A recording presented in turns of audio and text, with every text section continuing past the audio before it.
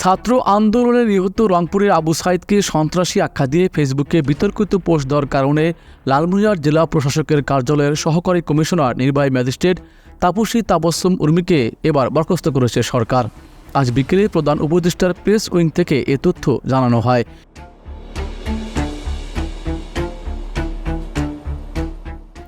সোমবার প্রধান উপদেষ্টার প্রেস উইং থেকে পাঠানো বিবৃতিতে বলা হয়, ওহিডি হওয়া কর্মকর্তা তাপসী তাবাসসুম উর্মিকে বরখাস্ত করা হয়েছে এবং তার বিরুদ্ধে শাস্তিমূলক ব্যবস্থা নেওয়া হচ্ছে। উল্লেখ্য, শনিবার 5 অক্টোবর ফেসবুক পোস্টে আবু সাইদকে সন্ত্রাসী আখ্যা দিয়ে উর্মি লেখেন, মানে কত বড় বোকার স্বর্গে আছি এইটা শুধু চিন্তা করি। আবু সাইদ বিশৃঙ্খলা সৃষ্টিকারী সন্ত্রাসী একটা ছেলে, যে কিনা বিশৃঙ্খলা করতে গিয়ে নিজের দলের লোকের হাতেই মারা পড়ল, সে নাকি শহীদ। এটাও এখন মানা লাগবে। এই ঘটনায় তাকে ওহিডি করা হয়। তুমুল আলোচনা সমালোচনার পর আজ তাকে বরখাস্ত করা হয়।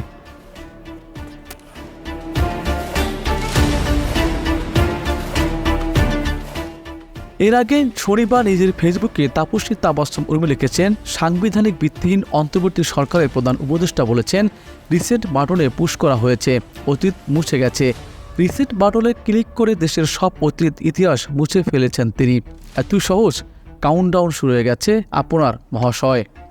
এ বিষয়ে জানতে চাইলে তাপসী তাবাসসুম উর্মি বলেন, আমি ফেসবুকে পোস্ট দিয়েছি, এটাই তো যথেষ্ট।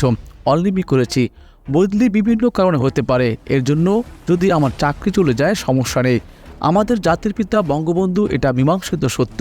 রিসেট বাটন মুছে ফেলা, অতীত মুছে ফেলা, এর মানে কি?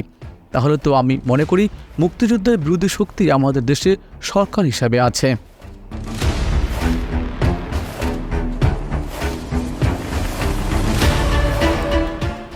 তার এই মন্তব্য সোশ্যাল মিডিয়ায় আসার পর সাধারণ মানুষের মধ্যে নেতিবাচক প্রক্রিয়া দেখায় নেটিজনেরা। রংপুরে এই বক্তব্যকে কেন্দ্র করে এই আওয়ামী দোসর কর্মকর্তাকে গ্রেপ্তারের জন্য বিক্ষোভ মিছিল করেছে সাধারণ মানুষ। তারা বলছেন, দ্রুতই তাকে গ্রেপ্তার করা হোক। রুবেল তালুকদার, সবুজ বাংলা, ঢাকা।